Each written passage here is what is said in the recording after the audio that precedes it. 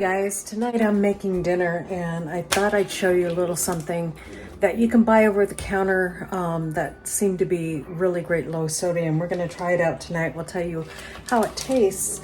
It's Andy's seasoning for chicken, and it's a mild, so it's not real hot or anything like that. I have my chicken thighs sitting here. I have them soaked in buttermilk, and they've been sitting in there for about an hour or so. I would recommend doing it probably a little longer than that.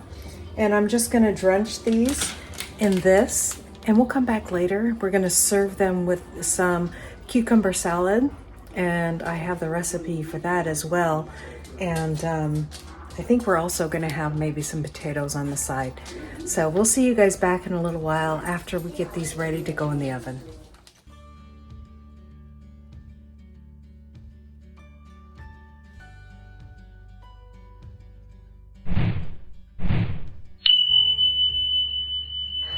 So this is my last breast here, or I'm sorry, these are thighs.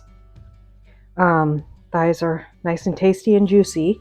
The nice thing about this Andy's mix, we're gonna have some leftover, so it would do a generous amount. These are 1, 2, 3, 4, 5, 6 thighs.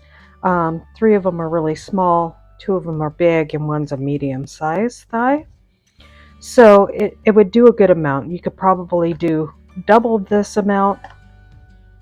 And this Andy's mixture has 190 milligrams of sodium per thigh, basically per serving. And the buttermilk I'm using does not have any sodium. Buttermilk in the store, if you look at the back of the can, buttermilk at the store, if you look at the back of the can, does have sodium in it. So that's the reason why I went ahead and made my own buttermilk out of just vinegar, a tablespoon of vinegar, and a whole milk. And that makes buttermilk. You can do it with lemon, tastes a little better with lemon. If you want to have it for, good tasting buttermilk mix, I also have recipes in some of my other videos where it shows how to make it with cream cheese, lemon juice, and regular milk.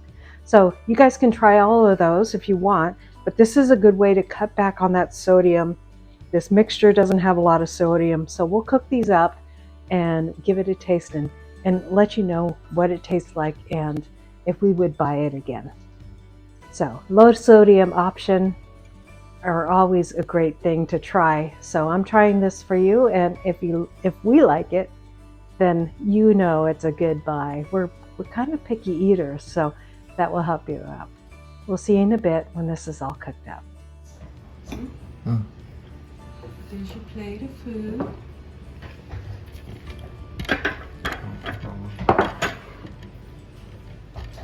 So tell me how the chicken is. Yeah, my beard in frame. Yes, your beard is in frame. The rest of me. The rest of you's in frame. Look good. My hair is in. Your hair is in place, yeah. Yeah. Let's put on your mic. There you go. Yeah, let's put it on. Just talk loud. Well, I don't know what was wrong with it. Just Last on the camera. last time we couldn't hear it. Okay. There. It's pretty close. Try the potatoes first.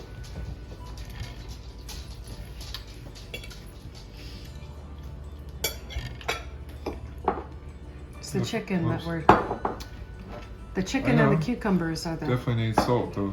Yeah, well, because I I know. cooked with no salt. I know.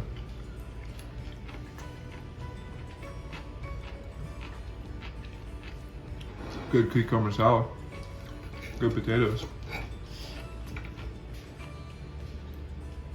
This is no salt, shake and bake, It's a low salt, low sodium, shake and bake basically. Yeah.